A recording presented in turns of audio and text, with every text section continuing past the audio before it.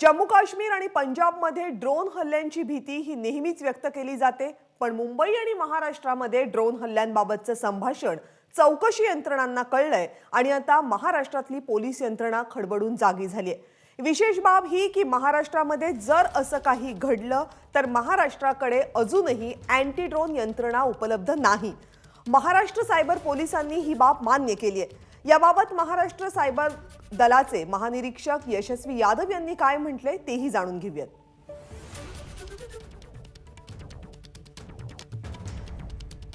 महाराष्ट्रामध्ये जर ड्रोन हल्ला झाला तर त्याच्यावर पलटवार करण्यासाठी महाराष्ट्र किती सज्ज आहे हा प्रश्नचिन्ह कायम आहे, कारण कोणतीही अँटी ड्रोन सिस्टीम महाराष्ट्राकडे अद्यापही उपलब्ध नाही।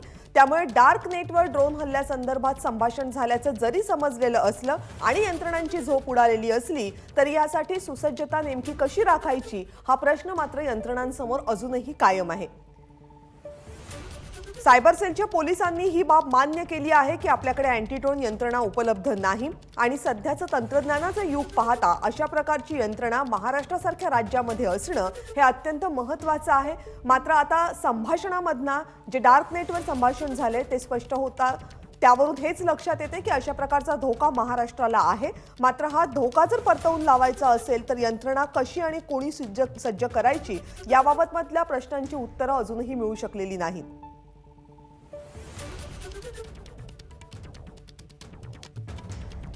ड्रोन हल्ल्याचा धोका महाराष्ट्राला आहे। हे ड्रोन हल्ले नेमके कुठे आणि कसे होतील हे माहित नसलं तरी जर अशा प्रकारच्या हल्ल्यांचा धोका उद्भवत असेल तर तो धोका कसा परतवून लावायचा हे मात्र यंत्रणांना अजूनही माहित नाही। त्यामुळे माहिती आहे पण सुसज्जता नाही।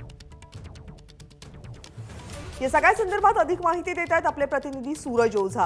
सूरज, डार्क नेटवर जे संभाषण हाती लागलेलं आहे त्या संभाषणातून नेमकी काय माहिती हाती येते आणि सगळ्यात महत्त्वाचं अँटी ड्रोन यंत्रणेविषयी काय? जे सायबर आहे महाराष्ट्र सायबर ते नेहमीच एनालाइज करत असतो की कुठल्या प्रकारचा थ्रेट परसेप्शन आपल्या मुंबई किंवा महाराष्ट्रात आहे किंवा कुठल्या प्रकारची निगेटिव्ह चॅट्स किंवा अतिरेकी पॉसिबल चॅट्स काय आहे ते वेगळा केला जातो आणि त्या आधारावर अलर्ट इश्यू केला जातो। त्याच प्रकारे जे वरिष्ठ अधिकारी आहे सायबरचे ज्यांचं असं म्हणणं आहे की जे टेररिस्ट एम्पथायझर आहे ते डार्क नेटवर अशी चर्चा करत आहे की केमिकल अटॅक किंवा सायबर अटॅक कसे केले पाहिजे। त्याचबरोबर ड्रोनच्या हल्ल्याबद्दलही देखील बऱ्याच संभाषण त्यांना निदर्शनास आलेलं आहे। यानंतरच आता एजन्सीज खूपच अलर्ट झालेली आहे। त्याचबरोबर आता मुंबईमध्ये सर्वात एक अशी चिंता बाब आहे की आपल्याकडे एकही अँटी ड्रोन सिस्टम नाहीये। मात्र यावर देखील सरकार आता विचार करत आहे की कशा पद्धतीने अँटी ड्रोन सिस्टम आपल्याला लावायचं आहे। त्याचबरोबर जे सायबर अटॅक किंवा या प्रकारचे जे अतिरेकी आहे ते कुठल्या तरी इलेक्ट्रॉनिक इक्विपमेंटचा वापर करून या प्रकारची गोष्टी करू शकतात।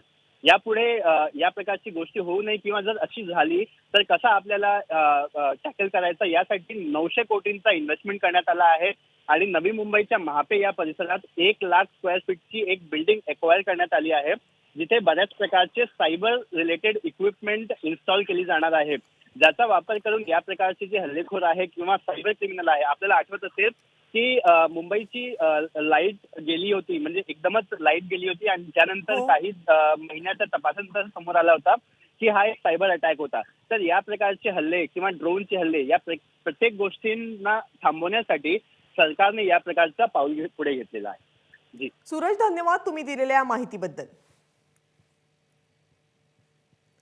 दरम्यान सायबर विभागाचे महानिरीक्षक यशस्वी यादव यांनी या सगळ्या संदर्भात नेमकी काय माहिती दिली बघूयात। जैसा कि अगर गोंदिया या फिर भंडारा में कहीं पर भी कोई साइबर अटैक होता है तो यहां से पूरी expertise, train manpower, software tools सब कुछ दिए जाएंगे जिससे कि एक वर्ल्ड क्लास और प्रोफेशनल वे में ऐसे साइबर अटैक्स को डील किया जा सके। तो इसलिए बहुत महत्वपूर्ण है। अभी तक जो हमारे पास संसाधन है वो पीसमील है, कहीं पर कुछ टूल्स उपलब्ध हैं, कहीं पर कुछ और टूल्स उपलब्ध हैं और ना ही ऐसी कोई संस्था है जिसके पास बेस्ट संसाधन और मैन पावर है। इसलिए इन सबको कंसोलिडेट करके एक साइबर सिक्योरिटी प्रोजेक्ट की परिकल्पना की गई है और अगर ये क्रियान्वित होता है तो निश्चय ही एक वर्ल्ड क्लास प्रोजेक्ट होगा। देखिए, मैं कुछ दिन पहले आईजी सिक्योरिटी भी था पूरे महाराष्ट्र का, तो हमें लगता है कि आजकल अगर वल्नरेबिलिटी इंडेक्स में देखा जाए तो साइबर क्राइम और ड्रोन अटैक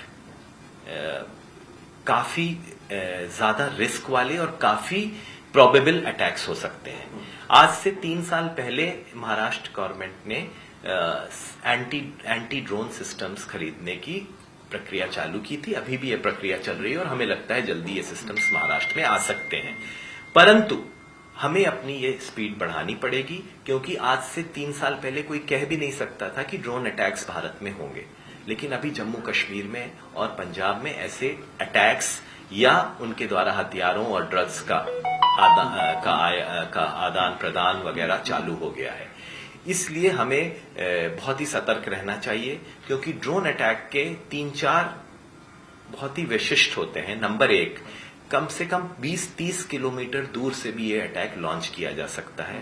इसमें पेलोड के रूप में एक्सप्लोजिव्स या कोई और भयानक सब्सटेंसेस डाले जा सकते हैं। तीसरी, इसको बैक ट्रैक करना बहुत मुश्किल होता है, क्योंकि अगर सेल फोन हो तो आप IMEI नंबर से क्रिमिनल का पता लगा सकते हैं, परंतु ड्रोन से को बैक ट्रैक करके क्रिमिनल को ट्रेस करना बहुत मुश्किल होता है। तो क्रिमिनल्स के लिए ये बहुत ही सेफ तरीका हो जाता है।